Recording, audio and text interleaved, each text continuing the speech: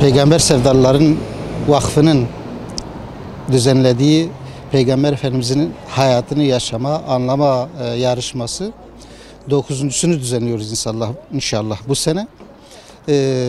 Resmi izinlerimizi aldık. Yeni kitaplarımızı çıkardık, hazırladık, baskılarını yaptık, piyasaya getirdik.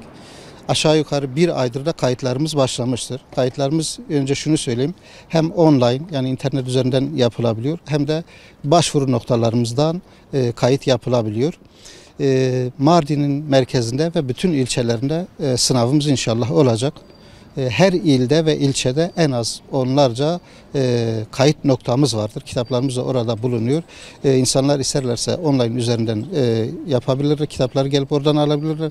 İstiyorlarsa da kayıt noktalarımıza gelip kitaplarını oradan alıp görevliler tarafından kayıtları yapılabilir. Geçen seneye göre şu an elhamdülillah daha 1,5 ay zamanımız vardır kayıtları almada. Gayet iyidir, teveccüh iyidir.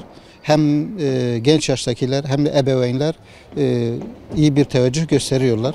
İnşallah geçen seneyi katlayacağız ve önümüzdeki sene içinde bir daha hazırlık olacak, daha fazla geniş bir hazırlık olacak. Çünkü her sene bu sınav elhamdülillah katlanıyor. Zaten bu sınavın amacı, bu sınavın bir sloganı da vardır. O da şudur: kaybedeni olmayan yarışma. Yani herkes burada Peygamber Efendimizin hayatını okuyor, Peygamber Efendimizin hayatını öğreniyor. Bir anlamda yaşam serüvenlerinin nasıl olması gerektiğini, yaşam gayelerini öğreniyorlar. Bu onlar için en büyük ödül oluyor. Bu dünyaya niçin geldik, niçin yaşıyoruz? Buraya gelen örnek insan Peygamber Efendimiz nasıl yaşadı? Bize örnekliğinden, hayatından örneklikler veriyor ve biz bunu öğreniyoruz. Bu en büyük ödüldür. Bundan sonraki ödüller umre geliyor, tabletler geliyor, bilgisayarlar geliyor, diğer hediyelerimiz geliyor. Binlerce hediyemiz vardır. Sınava kayıt olun diyoruz bütün ebeveynlere de, gençlere de. Ebeveynler özellikle çocuklarının ellerinden tutup onu bayram şenliğine veyahut da başka bir şenliğe götürür gibi güzel bir edayla, bir havayla götürmelerini istiyoruz. Çünkü ebeveynler isterler ki çocukları çok iyi derecelere, çok iyi yerlere gelsinler.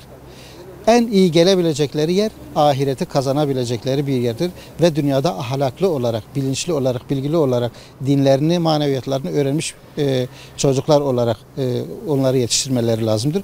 Bu da Peygamber Efendimizin hayatını okuyarak, öğrenerek, onun yaşını öğrenerek elde edilebilecek bir şeydir.